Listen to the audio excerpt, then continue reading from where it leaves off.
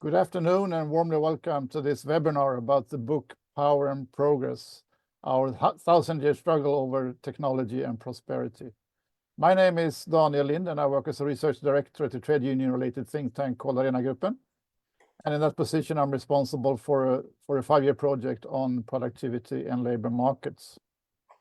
With us today, we have Simon Johnson, one of 2 authors of Power and Progress, and among other things, he's a professor of entrepreneurship at MIT and also a former chief economist at the IMF around the time of the financial crisis. Simon, we are very happy having you with us today. The setup is very simple. We try to be interactive, but Simon starts with a short presentation. Then we open up for a discussion, including the viewers. So please state your short and sharp questions. We will bring them up later on. All in all, we have at maximum 60 minutes. And from this, Simon, the floor is yours. Thank you very much, Daniel. Can you see my slides? Yes, perfect. Great. So it's a great privilege and honor to be with you all today. And I am going to structure my remarks around a question that certainly in the United States is a very compelling question right now, which is what will be the effect of AI, particularly the latest iterations of AI, the so-called generative AI, using that term fairly broadly and loosely, but we'll get into the detail a little bit more. What's the effect of that going to be on jobs? And perhaps we can look out. I mean, this is a technological transformation of some kind. It's not unreasonable to want to look out 5, 10, or maybe even we can stretch it to 20 years. So what does the next 20 years potentially hold if this AI really does take hold and have the kinds of broad impacts that do seem potentially fairly likely? So in the US, there's 2 views, and you can tell me what the views are, your views are, and what you hear in Sweden and other places. The first is extreme techno-optimism. Now, not surprisingly, you hear this a lot from the people based in Silicon Valley or the other tech hubs. And the techno-optimism is, of course, that AI will so much increase productivity that no one or almost no one will need to work again. And then, therefore, I mean, the people who are so techno-optimistic are attempting to be reasonable about this and responsible. They say, well, we should have universal basic income or some other very different way of thinking about redistribution to share the benefits of the productivity. Now, on the other hand, of course, there are, and there always are in technological revolutions, but I think we should take this one seriously, some extreme versions of techno-pessimism, in which rapid automation will create mass unemployment because it'll wipe out whole job categories. And of course, we've seen some of this kind of effects of technology in the past, for example, in the United States, but also in parts of Europe. And I'll talk about that in a few moments. But this could be an accelerated version, right? Because clearly AI is spreading around the world in a way that I don't think we've ever seen in some aspects. And so the average productivity might actually go up, but marginal productivity may not go up, and the result would be that employers don't want to hire workers, they don't want to pay decent wages to workers. Trade unions are under great pressure in that scenario. And obviously, as you know, in the United States, the private sector is already quite weak. Now, our view is a little bit in between these, but I think a version of the pessimism or the concern, but not the mass unemployment scenario. We don't think that's particularly likely. We think what's most likely on our current trajectory is you get more polarization of the job market, meaning that another tranche of the middle income, middle wage, middle education will be pushed down to the bottom of the labor market, and income gaps will widen, obviously depending on how we measure them. We also think, well, that statement I just made would be an accurate statement about the US. The issue of global inequality is also very important and gets less attention. We see real potential for a big increase across countries and also within some poorer countries. But the main point of our book is, and the main point of our current work is, that it doesn't have to be this way. What I just said is our baseline scenario is based on our view of the current trajectory of technology, which includes who has a seat at the table, who's driving technology, what do they believe in, what's the vision that guides technology. We actually think that AI offers some real alternatives, which we call pro-worker alternatives, by which we mean people at the lower end of the income distribution, people with less education, could actually experience increases in their productivity, which could then benefit them directly in terms of higher wages, reduced inequality, and at the same time is contributing to overall growth in the economy. But that's not the path we're on, and that's not the path we're going to get on unless some important things change. So let me expand on that. Let me get my screen advancing properly. Okay, so the book, as Daniel mentioned very kindly, is Power and Progress, Our 1,000-Year Struggle Over Technology and Prosperity. So the entire book does try to look over the last 1,000 years with a few references to things that happened 10,000 years ago, I have to say, to try and understand what technological change means, when it has positive benefits, when does it have less positive benefits for a lot of people. And we have a group at MIT that studies this. We're economists. Doron Asimoglu, my co-author on the book, David Autor, who you may have heard of, who's a leading labor economist. But we work across different parts of MIT with our colleagues who are very busy inventing things, and we're trying to push them in this direction of a more what we call pro-worker versions of AI and other technologies. So this is the baseline. just to expand on this a minute. This is, I think, why we're concerned, which is that we're coming into this particular technological transformation on the back of roughly 40 years of job market polarization. An extreme version has been seen in the United States, but we've seen versions in other industrial countries.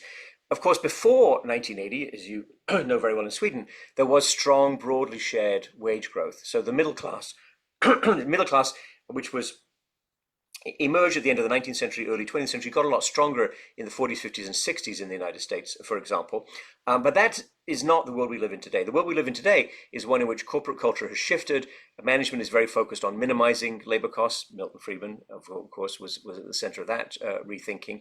And automation has played an important role in this, alongside globalization and some other changes. But the automation that has done the damage, if you like, in terms of job market polarization, was machines replacing humans doing routine tasks, particularly in the middle part of the income distribution. And I'll talk more about why people at the lower end of the income distribution are less affected in a few moments. So the main concern is that AI could easily exacerbate this divergence, and the key issue here is skill-biased technologies, which favor people with a lot of education. Oops, sorry about that. Favor people with a lot of education. So they've done well, but people in the middle are replaced by the machines. So one CEO used the term, which is a very unpleasant term, but it's his term, not my term, that AI is likely to replace what he called cut and paste jobs. So this is white-collar jobs working in an office in which involve some routine element. Now, it's not completely routine work, because otherwise it would already have been automated, quite honestly. But there is a substantial routine element, and AI, as now developing, is capable of taking on some of those tasks. It may even go beyond that. So one person who works with a global company was telling me that he envisages quite soon replacing 10 product managers who manage global supply chains with one super analyst who has greater vision and reach and can do the job of 10 people. That one person is not going to get paid a lot more money than the 10 people. Now, that's a little bit above the cut and paste jobs, but that just gives you a sense of where we're looking at potential impact. In addition, of course, what's of great concern, I think, in all our societies, is that AI can be used to exacerbate our existing problems with misinformation, with disinformation, with the way social media tailors advertising, personalized advertising, pursues you, and attempts to cause people to become addicted to crazy news items, to gambling, and of course there's some terrible effects on mental health of young people. Now, that baseline and those concerns are focused on industrialized countries, because that's obviously where the technology is being rolled out, and those are the primary markets for the tech companies, because that's where the money is. But we also think there's a serious threat to the emergent middle class in other parts of the world, including places like China and India. Now, this would require generative AI moving more probably into manufacturing tasks, but that's not currently where it is. But that's not beyond the realm of possibility, and we've wrote a paper on that, looking at what will be required in terms of digitizing those workplaces for it to have that effect. The key point, though, is that the tasks upon which those middle classes are based have a substantial routine element. And of course, people working in factories, that's even more the case. So AI is everywhere. I mean, this is a key feature of this technology. It's distributed over existing digital rails. It's of great interest to people at all income levels. People at all income levels are playing with it. And when you play with it, you train it and you help it learn capabilities that can then potentially replace you in your job. Now, there is another path. So this is our point about choices and the idea that this technology could become more pro-worker. And just very briefly, what I would emphasize is that mid-19th century, the United States had almost no industry. There was a great exhibition in London. It was the first exhibition of industrial wares, actually. And countries from around the world sent their best items for display. The Americans sent some stuffed animals that they shot and killed and stuffed, and some guns they'd used to shoot them. That was American contribution to industrial technology in 1851. By 1890, the United States was the world's leading industrial power, based on a system of manufacturing that boosted the productivity of workers. What did the US have in abundance? It had a lot of relatively unskilled workers who'd come over as immigrants, including from your country and from my country of origin. Didn't have a lot of formal education. This was a big opportunity for the entrepreneurs who made those workers more productive with the machines. The machines did not replace those workers. The machines complemented those workers. And the creation of new tasks requiring expertise is the key to having decent jobs, because we all get paid for our expertise. I mean, perhaps Sweden is different, but almost everywhere in the world, that if your job can be done by somebody with no training who can be hired tomorrow, then you're not very likely to get a premium wage. Now, there were positive global implications of what happened in the US in the late 19th century, including the spread of this worker complementary technology, sewing machines, farm equipment, automobiles. That spread around the world. Higher wages were made possible by higher marginal productivity, although, we emphasize this a lot in the book, as Daniel knows because he's read it carefully, the role of trade unions was incredibly important in the 19th century. The long fight for union recognition and for broader political representation in Britain, for example, was absolutely essential to higher wages. The US history is different and a little more complex in some ways, but the same point applies, that the transformation of the auto industry in the early 20th century was about machines. It was about bringing electricity to the moving production line.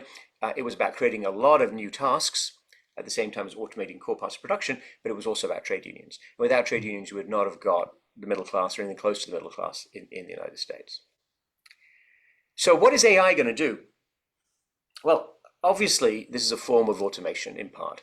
And automation means you replace labor with machines. And average productivity per worker does increase when you do that. Let's be completely honest. But increasing average productivity does not necessarily raise wages. In fact, the experience in the British Industrial Revolution, we spent some time in this in the book, from, let's say, 1780 to 1840, so 60 years of really profound transformation in cotton, in iron and steel, in coal, in transportation, in other sectors.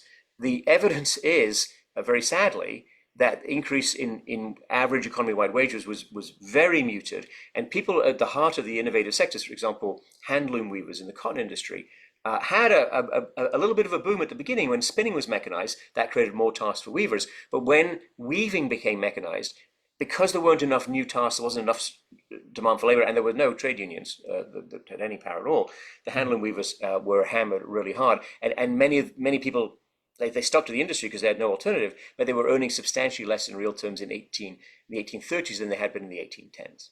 So the idea that technology that transforms productivity in an average sense necessarily increases wages, that's not in the historical record at all. There are episodes when it happens, but we can identify in those episodes what happened in terms of new task creation and in terms of what happened to labor representation, labor voice, ability to turn the higher profits of the entrepreneurs and the businesses into shared prosperity. Right? It's never, to our knowledge, been given willingly. It always has to be fought for. So the US is good at creating new tasks. So David Autor has a very nice paper showing that about 60% of jobs in 2018 did not exist at all in 1940. So we're always creating new jobs. We're always creating new tasks. That's good. However, that process was not fast enough between 1940 and 1980 Sorry, it was fast enough in those post-war years to support the middle class. It was not fast enough after 1980. Automation has outstripped new task creation before we get to AI. Now, there's some really interesting research, and this is on our website, and you can also, I'll send the slides to Daniel, you can click on these links, they should work, taking you to papers by some brilliant academics, including colleagues of mine, who are asking the question, could AI upskill labor? So for example, if you deploy AI in a customer service center, it can, according to these initial studies, boost the effectiveness and productivity of the least experienced and therefore less skilled customer service reps. So people get pulled up. There might be a little bit of pulling down of people on the top. That's an interesting question. I'm not sure that's fully determined yet, but certainly some idea of upskilling workers. However, the problem is when you peel back a couple of layers there and you ask the companies, the managers, the technologists, what exactly are you doing here and where does this go? Because of course what the workers are doing, these lower productivity workers, are helping to train and tailor the algorithm to these specific company problems, like what are the exact questions, what are the exact issues, what are the resources can be mobilized. The intention is to replace most of those so-called tier one workers with the automated machinery. Now, you may well create more tier two positions. So it could be that, and I think people generally understand that machines are not very good at dealing with edge cases. There are human emotions involved, human judgments. You need to bump a certain percentage of those calls up to a human who can actually solve the problem. So tier one, the more routine customer service response roles will likely go down and go down substantially. In one medical technology or medical services company I talked with, they've already cut the average time of a call from 7 minutes to 6 minutes because now the AI does the transcription. Very important to write down and record accurately what's said in the call. The AI is actually better at that than the human. So 7 minutes to 6 minutes already, that's done. That's obviously a reduction in the number of people you need in the call center because you only need 6 out of 7 now. And that's just the beginning. So we can see it in customer service. We can see it in some writing tasks. We can see it in some coding tasks, which I think is really very interesting. About 50% of all MIT undergraduates right now, the ones that have declared their major, what they want to have get their degree in, are in computer science, and most of them are in AI. So there's a huge flood of talent into this area. What exactly will be the demand for people who can code remains to be seen. Perhaps the MIT students will grab some higher end, more symbolic management type task, remains to be seen. But the enthusiasm for working in the sector is remarkably matched by the fact that this technology is really good at dispensing with technical talent. Now, we argue, and some people believe us, and you may, other people don't, that this worker augmentation path, so finding ways to make lower wage workers more productive and pay them more money, that this can be profitable for business. So we're arguing that augmenting workers with expert advice allows them to become more productive, improves their earning potentials, and the tasks, or the job titles that we have in mind, are people like nurse practitioners, teachers, electricians, plumbers, welders. I was just talking to people in Washington DC about that, and what's sometimes called modern craft workers. So there's a skill that is built and acquired. There's expertise for sure. These people didn't all go to 4-year college. And it's more vocational training, as people call it in some places. Now, we think the firms can benefit from this vision. This, of course, requires treating workers differently, not as a cost to be minimized, but as a resource to be developed. And I've already mentioned some of that research that is consistent there. This would need a big change in policy. So these policy recommendations are US centric. It's having grand challenges that motivate people to focus. This was done for self-driving cars. I think we should do it for education and healthcare, do it for other sectors that are really valuable. I think we're going to need some enhanced standards for workplace surveillance. The Chinese version of AI, which is much hyped, but not currently leading broadly in terms of technology, is very good at surveillance. And it does complement what's already obviously a pretty intense surveillance state based on people, not technology. In the US and other places, I would suggest that if surveillance makes workers safer, reduces the dangers of the workplace, I think that's acceptable. But if it's about driving the workers harder, extracting more value from it, and if it makes it more dangerous, which does seem to be some of the evidence from for example, Amazon warehouses, that should not be allowed. So I think there will be a discussion about that. In the US, the right wing and the left wing agree they don't like surveillance. They disagree on who is surveilling them and what surveillance threat they fear, but they do agree that surveillance should not be allowed to become excessive. And I think we need, so OSTP as part of the White House, we need to build AI expertise within government. It needs to be used to improve services. The government should be a proactive user, and this could really be quite helpful. And it would also help the government become more sophisticated in terms of understanding what AI can and cannot do. This would require, of course, in the US, a massive shift in corporate norms. Worker augmentation is not the general preference of management, to be frank. And we're working with various groups of workers and trade unions to articulate the needs, the better training that they need to use breakthrough technology, or even to help push technology in a direction that is more complementary to workers. So let's back up to the grand challenges and so on. We obviously have a very big problem with our democracy in the US. And all of the problems that have already been manifest around social media and disinformation, we think are going to be exacerbated by AI, because in particularly the digital advertising model is extremely damaging, because as I think everybody realizes at this point, the incentive of the companies is to get your attention. They get your attention by manipulating your emotions, by making you angry, by showing you things that make you more angry. And that just leads to extremism. It leads to all kinds of crazy conspiracy theories, and it really damages people. So we're also advocating quite strongly for a big tax on digital advertising, just like we tax cigarettes, because cigarettes are bad for your health and they're bad for the health of the people around you. The same thing is true of social media based on digital advertising. The digital advertising model is extremely dangerous, but it's very big. It's $500 billion a year global revenue in 2024. So this is going to be a big fight. And then we're also trying to have these discussions around the world, including lots of editions. I think we have a Swedish edition. I must say I have to check whether it's out in Swedish. The Finnish edition came out very early, so I really hope the Swedish edition is right behind that. All right, let me stop there and open it up to questions. Many thanks for this. Actually, our small think tank has a publishing house, and we were checking out the price for translate to Swedish, but we didn't have the money. But maybe some other publisher is doing it. But can you just? Or maybe you can have AI do the translation for you, Daniel, and just check. Exactly. That's the next step. But just for the viewers, this project with shaping the future of work, can you say a few words on that? And you cooperate with the trade unions, do you have conferences and so forth? Yeah, yes, we had a conference in January in MIT, and we had a wide variety of people from different groups attending, including the head of the AFL-CIO. So, and we are in discussions with other specific unions and trying to, at their request, help them understand where is the technology and where is the technology going and what kind of strategies could be useful to their members.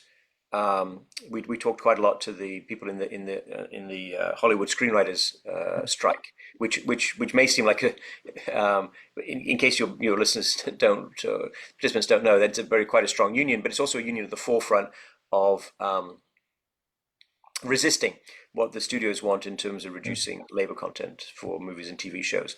So yes, we'll talk to anybody, Daniel, who wants to talk. Yes. Okay, let's go to the content of the book. You talked a lot about AI, and you look back to the productivity bandwagon and so forth. But if we start with the question, your book challenged some conventional wisdoms when it comes to economic thinking and policy thinking. Can you give us just a broad picture of the views that you challenge in your book? Sure. Well, the central view that we take issue with is, I already sort of mentioned a version of it, is this so-called, what we call the productivity bandwagon, which is that if technology changes, that boosts productivity, that will raise demand for labor, and that will increase wages. So there's I mean, it's a pretty standard tenet in economics. In fact, so standard it didn't have a name until we Yeah. gave it a name, Yeah. which is just, it's an automatic process. Don't worry, be happy. I think The Economist magazine, being published in London, is a leading proponent of this, which is like, let the technology do its thing. Good things will happen, and the benefits will be shared. And so that's why we looked over 1,000 years and longer to see, is that really true? And of course, our world is changed and is shaped and will be shaped by technology, and how we use technology and how we think about technology. Our point is that there's nothing automatic about that productivity bandwagon. Every stage, particularly the stage where, well, both the stage of where new technology increases demand for labor, that's not a guarantee. And also increased demand for labor raises wages, that's not a guarantee either. And so there's many ways in which this productivity bandwagon breaks down or has broken down, and doesn't operate today and didn't operate in the US over the past 40 years. So I think just persuading policymakers that there are technology choices to be made, and if you leave the tech companies in charge, you'll get a certain kind of outcome based on their vision, their priorities. But if you wanted, for example, to transform education or healthcare, that's very doable. There's lots of potential for the technology to do that. And if you wanted to raise the productivity and the role of nurse practitioners, for example, shifting roles away from doctors, you could also do that. But they would require very deliberate strategy. It's not going to happen. I think none of that would happen automatically. It's not the priority of the CEOs of these big companies, with whom we've also met, by the way. Yes, because if there are two topics, the one is we can actually direct the technological change, and we as a society can determine our paths, and the big companies will not do it for you, so we have to do it ourselves. If that is one topic, and the other topic is if we are innovative and we have a system that distributes the proceedings, the productivity to shared productivity, then you have the AI on that, as you say, both challenging the economy, the polarization, new tasks, and so forth, but also challenging the democracy, the society. So is this a broader challenge than we have seen before? Is it a deeper problem? Because you also have this political dimension.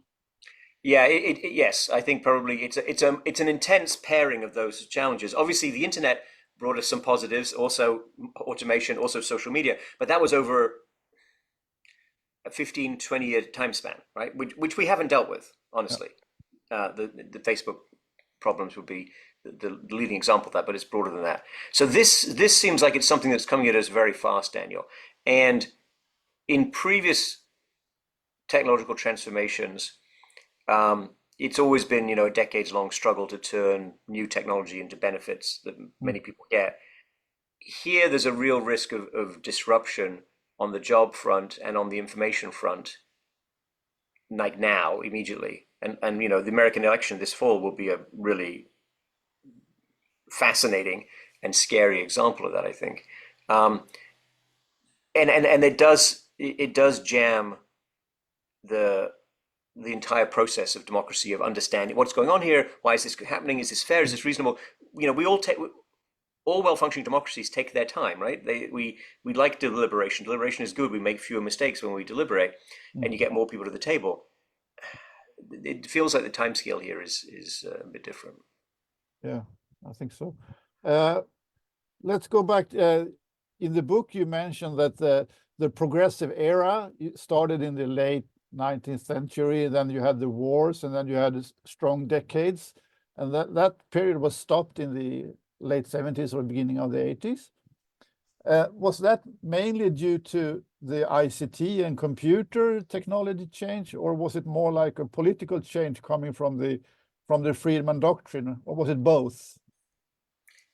Well, obviously there was a political change which I would put in the 1970s, and I think that was the combination of, in the US, the Vietnam War, which was a big shakeup, the civil rights movement, political realignment there, and the macroeconomic problems of the 1970s. So this was ripe for people to say, look, the existing model's quote unquote not working, therefore we should go to something, and that something became the Friedman Doctrine, obviously, what we call now the Friedman Doctrine, or just the idea that you focus on a particular version and definition of shareholder value, and you minimize labor costs in that context. Then overlaid with that came the information, the changes to information and communication technology, ICT, and the spread of the personal computer and all of the more decentralized forms of computing. And of course, along with that came globalization. Yes. So it's quite hard to disentangle these effects. My colleague Doron Asimoglu and Pascal Restrepo, I think, have done the most careful work on this. And they think that of the increase in inequality from, let's say, 1980 to 1940, about 70 to 80% can be attributed to automation, with globalization being a big chunk of the remainder. But of course, underlying all of this is an ideology and the changing belief system, and this idea that, American workers were a cost to be minimized rather than a resource to be developed, which was not the idea of the late 19th century. It was not the idea of the 1920s, actually, by the way. Leading industrialists in the 1920s, and I have one of their speeches right here, were much more along the lines of saying America is great because we work hard, we pay our workers high wages, and they buy the cars that we make. That was the ideology of the 1920s. Ideology of the 1980s was, we cut wages and make more profit. Yes. Well, do you think we are still there, or have we moved towards a more stakeholder perspective, or are we still back in the 80s thinking? Where are we? Yeah, well, I think in the United States, there's a lot of 1980s thinking. The China, the so-called China shock, the big increase in imports from China in the early 2000s, Yes. which had very negative effects on American manufacturing, and big parts of the American economy were severely disrupted, including in the American Midwest. I think that made the point to people that the rising tide, as defined by economists, does not lift all boats. Yeah. So there is concern, and then of course, how does that concern play out? Well, it plays out partly through Donald Trump type populism, which I think is very dangerous and based on hatred in a nasty way that's going to end very badly for people.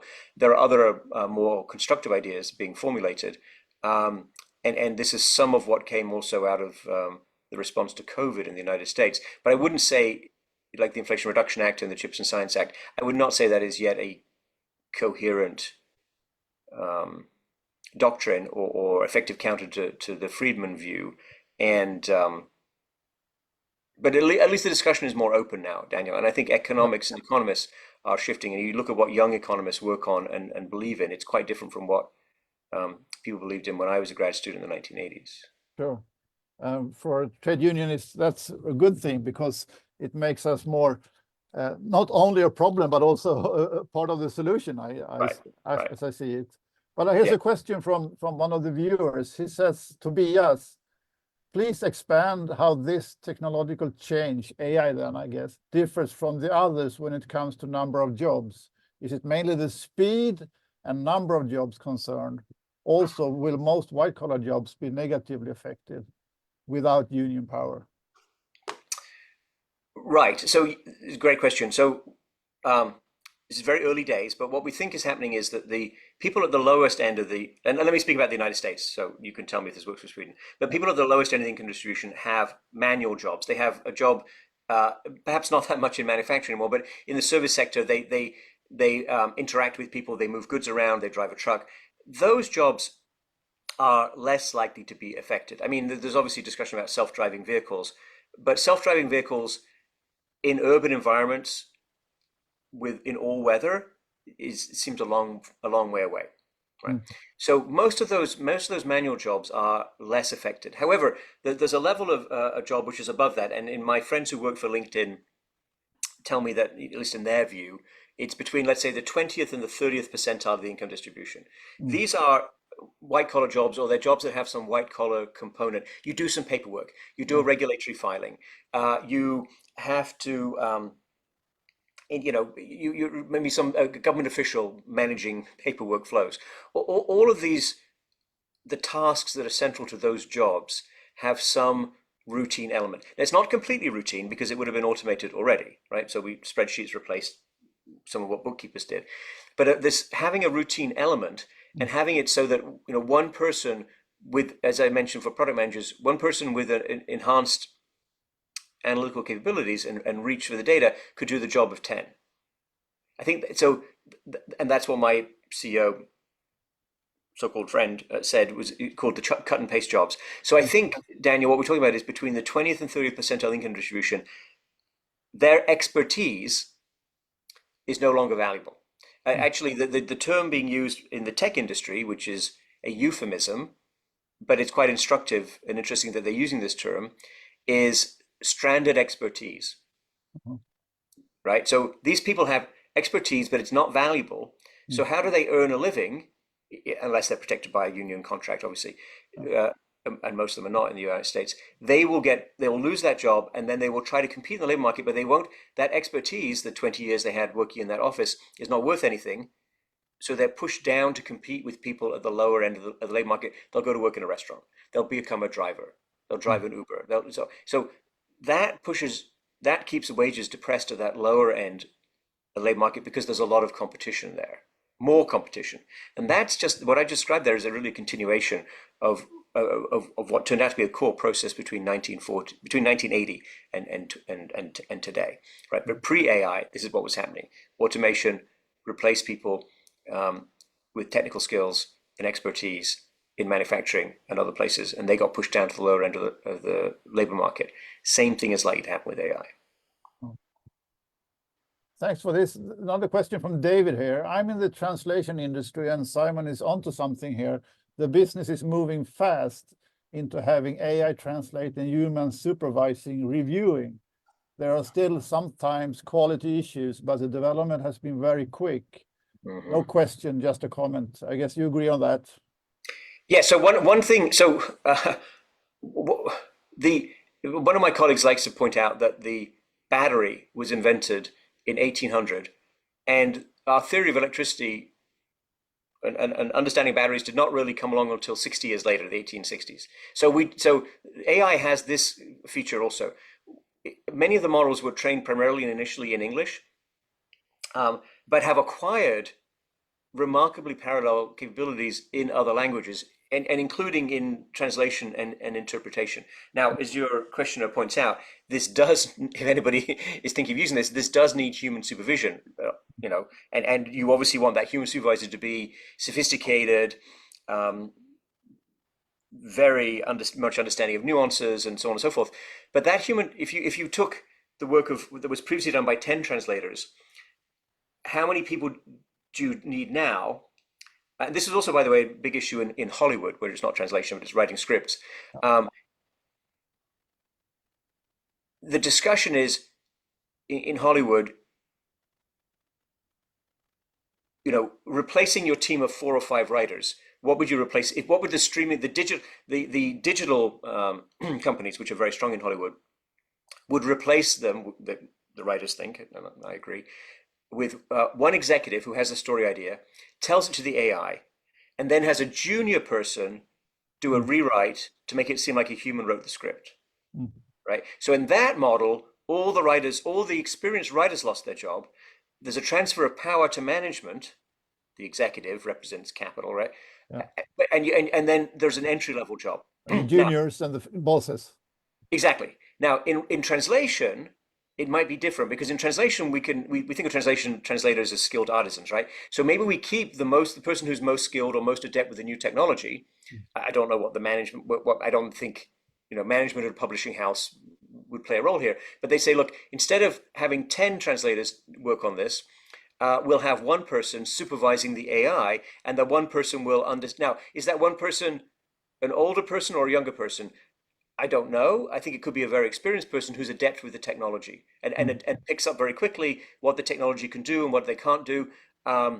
You might also you might have one last round of checking given to someone straight out of college with an English degree, right? You might say, okay, I'll supervise these 10, and then I'll find this quite cheap worker, and she, or he has this humanities degree. That humanities degree might actually become more valuable, Daniel. It's interesting. One of my colleagues at MIT runs a lab with quite a few computer science people and let's call them anthropologists. I think it's actually a variety of non-quantitative humanities type skill. He says that the productivity contribution of these two teams used to be, or the two elements was computer scientists were writing the code and developing the algorithms, and the anthropologists were making sure they got the humanity element right. Now the code can be done by the machine, and the anthropologists are more valuable. And he's not replacing the anthropologists with the algorithm, he's replacing the coders with the algorithm. Yeah. So in other words, there's some interesting shifts in demand for labor, in power, in division of responsibilities, and it varies by sector, and I don't think we have enough data to want to generalize, but it is coming fast, and translation is very much at the forefront of some of what's happening. Thanks. Before I go to the next viewer's question, I have to ask you one question. And if we have the choice to steer technology, the big firms will not do it by themselves. Do we have the institutions, the framework to give ourselves the possibility to think about this, and where should we do it? So yeah, the big firms are going to do what the big firms want to do, right? Which is make Yes. money in the obvious things, and digital ads will be a big part of what we get, and we're not going to enjoy that. Look, in the United States, pre-1940, very few people thought about changing the direction of technology. This is an idea that really came out of World War II. It came out of World War II because of developments of radar, then of course the Manhattan Project, and then subsequently, of course, missile programs. So there's a very big defense element we need to be careful about. The Russian launch of Sputnik in 1957 was a wake-up call for the Americans, and they responded with a big investment in not only rockets and going to the moon, but in education, Daniel. So the National Defense Education Act of 1958 was a bipartisan response to this perceived gap that the Russians had more engineers and more applied scientific talent than the Americans did. I think it was actually exaggerated, but that's okay because it opened up a lot of opportunity to other people. So, and NASA and the Department of Defense drove the development, for example, of the semiconductor industry. Vacuum tubes worked just fine, but not on rockets. On rockets, you needed solid state semiconductors. I don't think there were many commercial purchases of semiconductors until the late 1960s. That industry developed from the 1950s, right? So, look, we in the United States have shaped technology for a long time. We have shaped it towards weapons, so let's be careful with what we wish for. But we also shaped the internet and built that infrastructure, which again had a defense purpose initially, but then there was an agreement to commercialize it and to allow layers to be built on top of that. And cell phone communication, for example, which was obviously based, which came out of related developments with the military angle, have had a big impact on many parts of the world, including in low-income developing countries. So we shaped in the modern world for 100 years, Daniel. We have shaped technology. Sure. We haven't talked about it. No. There's often some, I wouldn't say it's taboo, but it's hiding in plain sight. Yes. Right. And in part that's because the firms like to get the subsidies for what they want to do, not what anyone else wants to do. And there's also,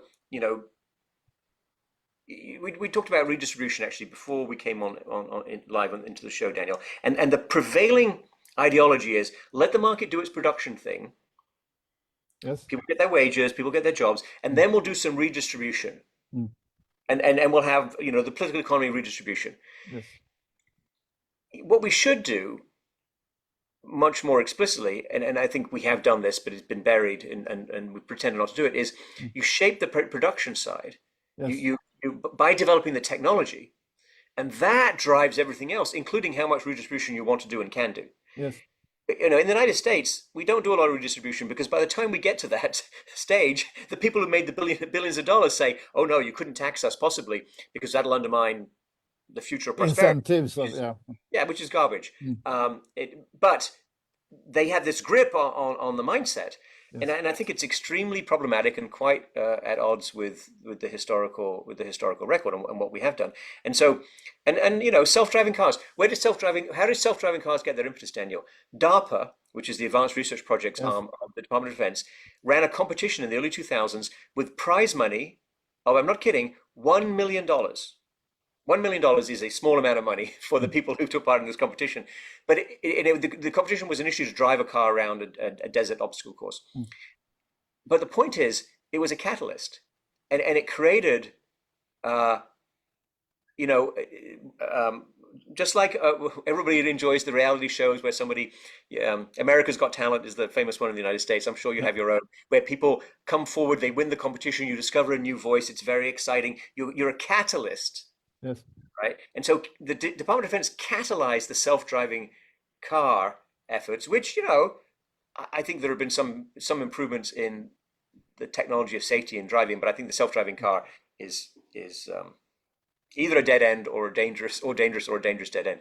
But you can do the same thing. You can catalyze, if you wanted to catalyze AI in education to lower the barriers to education and make it easier for people to acquire skills, including in their spare time, that could absolutely be catalyzed. That's not what the industry chooses to do, and it's not our current public priority. But initiatives like that, allowing people to learn skills, plan expertise, development of expertise, understand, am I on the right track? Am I going to get remunerated for this?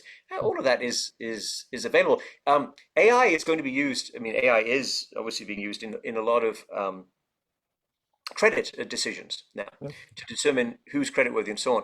Why don't we also develop AI and put AI in the hands of consumers so they can understand immediately, is this a good offer?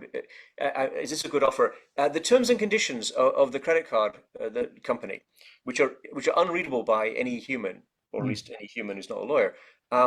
AI can look at that, Daniel, and already assess whether these terms have any non-standard conditions or anything that's biased against you or any hidden traps. The law firms do that for their clients using AI now. That AI is not in the hands of consumers. Why not? Let's get that AI into the hands of consumers to empower the consumers to understand, am I being ripped off or not? That's a big power change, right? I don't think you see Silicon Valley leading the charge on that one. I would say for a country like, I think for a country like the United States, it's pretty clear we can do it. For countries like Sweden, I think you want to get together with other countries like-minded, or other trade unions like-minded, and say, look, we represent a potentially big market. If you build it, a transformation of education or improvement of healthcare or whatever it is you want, we will buy it, right? My friends who play basketball assure me that you make 0% of the shots you don't take. Sure. Right? So if you don't ask for it, if you don't articulate it, you're not going to get it. The chance that Silicon Valley will randomly deliver the answer to your dreams for a future technology is roughly zero. But if you can articulate it, and as a big group that can really speak to this and really say, yes, this is what we want, this is why we want it, and we will buy it if it's available, that becomes very interesting. Thanks. I think one of your main ideas in the book is as you said, focusing on the production process. Can we see your book as an attempt to discuss pre-distribution more than redistribution?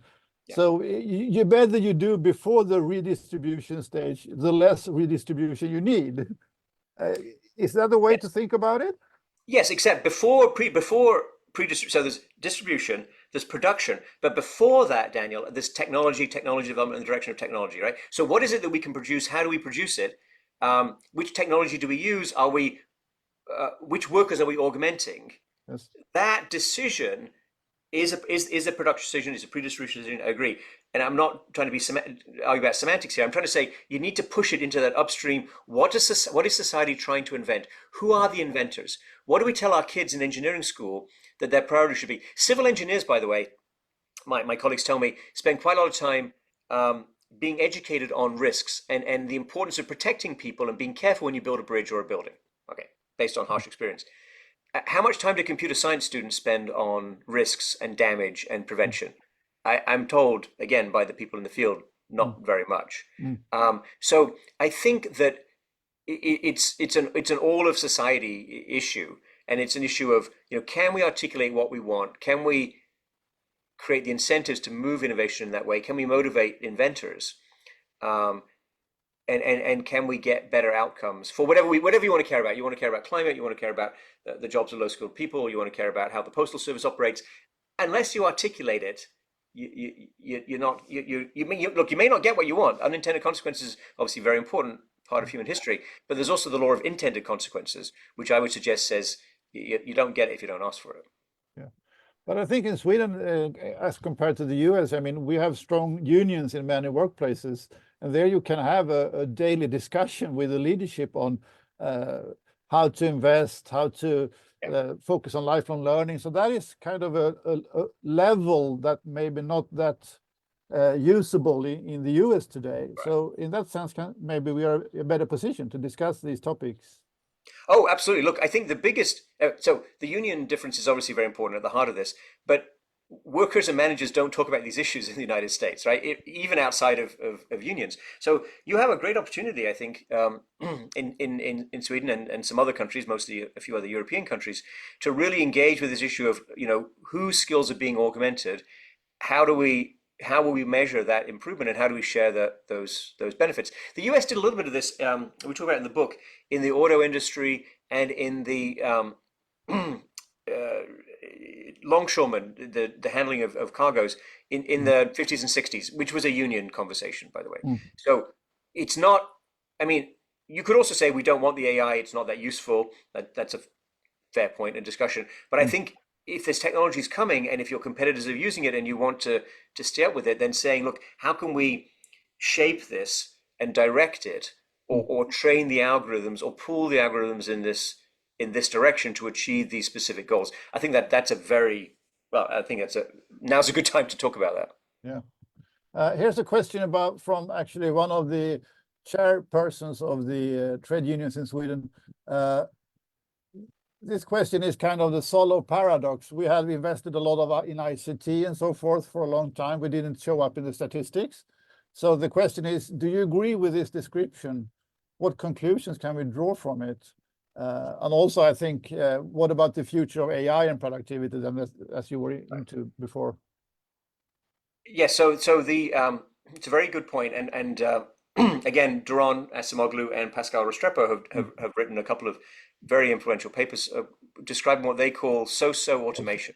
So so-automation is consistent with the solo paradox, because you're adopting automation, you're not boosting productivity by very much, but you may be having large effects on income distribution and on job opportunities. And their favorite example is self-checkout kiosks in grocery stores. Yeah. So in the self-checkout kiosks, I'm sure you have plenty of them, you transfer the work to the customer.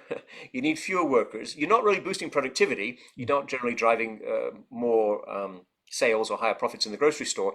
The grocery stores don't hire more workers. The marginal productivity of the remaining workers has not gone up. If anything, the remaining workers are more scared because they're going to lose their job.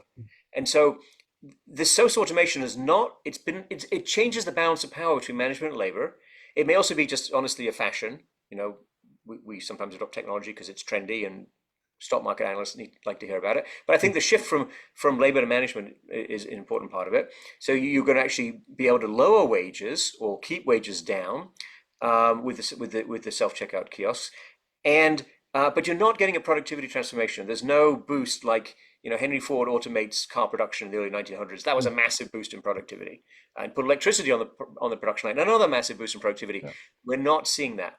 So if AI really transformed productivity, that would be a good thing in our framework, because that would create more. It's more likely to create more new tasks. Benefit other industries. There could be other positive effects on the demand for labor. The worst thing in our view, well, in anybody's view, I think, is you adopt a huge amount of automation, you replace workers, but that automation is not very good. No. Right? No new tasks. Right. So if it's not very good, you don't gain the productivity. There's no additional benefits to share. You've shifted labor. You've shifted the distribution of power. I think, Daniel, this is part of what will happen to developing countries. I think developing countries are running call centers, for example. A lot of those jobs, those tasks can be performed and will be performed by algorithms. And so these people will be let go, but it's not going to be a transformative additional effect on those economies. I think they're going to be losing this idea of the development ladder. You climb some steps in terms of human capital and capabilities and what your firms can do. I think some of those rungs just became a lot more slippery. Oh. Perfect. Thanks. We are soon running out of time, but here's a question from Fredrik.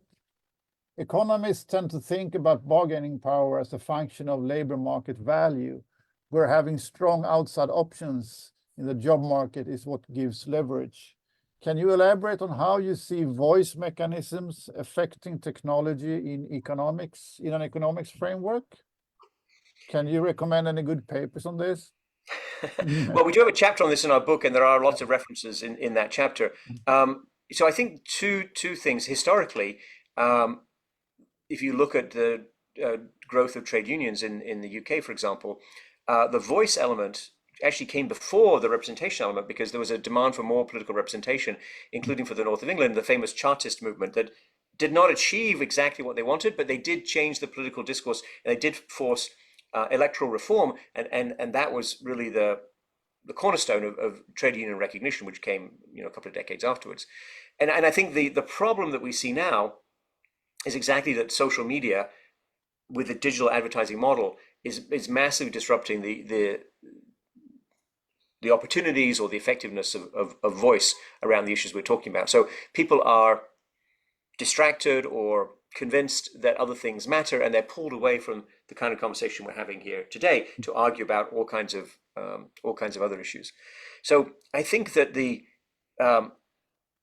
voice through democratization and now the turn away from democratization, including in a lot of developing countries, of course, and emerging markets, that's a major problem for in terms of getting better economic outcomes. I do still think, Daniel, that the voice, like we were talking about a couple of moments ago, where trade unions articulate what they want, trade unions work with management, countries get together and say, if you build this improvement in education that does the things we want, we will buy it. I think that, I think organized voice in that fashion has never been more important and more needed. But this technology, the existing social media and the AI overlay we're now getting, is going to make it much harder to run a well-functioning democracy anywhere. Oh. Many thanks for this. I have many questions still here in the list, but we are running out of time. So I just want to check the last test for you. Are you more like the Robert Gordon skeptic about the future productivity in AI, or are you more of a Erik Brynjolfsson positive guy about the future in terms of productivity? Yeah, that's a good question. I think we would probably lean a bit more towards Gordon on that, but we also, I think, are different, Daniel, because both of them, I mean, I know Erik quite well and Bob Gordon less, but I would say, but I have his book right here. I would say both of them are in this. I mean, I don't think they would like this, but I think they're both some form of technological determinist. They both have a view that technology comes, here's the good news, here's the bad news, it's going to happen irrespective. I would say we're much more about the choice, Daniel, and much more arguing that you can redirect technological change, that we do redirect technological change all the time. What do you think Elon Musk is doing? What do you think Elon Musk's entire business model? Elon Musk has I mean, I don't like the guy and I don't want him to succeed, but he has a very integrated persuasion model around technology, what it will do, what he will do, where it goes, with a lot of interrelated pieces. So Elon Musk is trying hard to shape technology in the direction that he wants it to go. Okay, he is entitled to do that. But where's the rest of us? Where's the social counterbalance to that? Where's the countervailing force, right? If you leave the future of humanity in the hands of a few billionaires, you will get what a few billionaires want, I would guess, right? Yes. Because they're pretty, they've got a lot of resources and they're well organized. You need, in the past in the United States, the trade union movement was able to stand up to those kinds of pressures and push back and help shape post-war American society. They can't do it now, and I don't think they'll mind me saying that, to the extent that they could. And we don't have other countervailing forces. Now, hopefully in Sweden it's different. Hopefully in Sweden you can get to better outcomes. I do think these choices are absolutely central to what we can achieve and what we struggle with as humanity. As you know, I guess Elon Musk is about to change the labor market system in Sweden now. So he's asking for big chunks of change the world. Anyway. Yeah. So I think my last thought on that, Daniel, is not to keep my nose into your business, but plan beats no plan is what some of my U.S. Treasury officials friends like to say in all contexts. So you can't beat Elon Musk with no plan. You have to have an articulate, well-reasoned narrative, strategy, all the pieces need, and that's true for all of us. Otherwise the future is going to be quite difficult. Thank you very much, Simon. Very insightful and thoughtful discussions, and your book is amazing, I think, mainly because of this redirection of technology and the need of productivity bandwagon. and now connecting it with the challenges of AI economically and politically. So very much thank you for taking your time, and we are very honored having you with us. Well, thank you, Jane. It's been a great pleasure. Thank you so much. Thank you.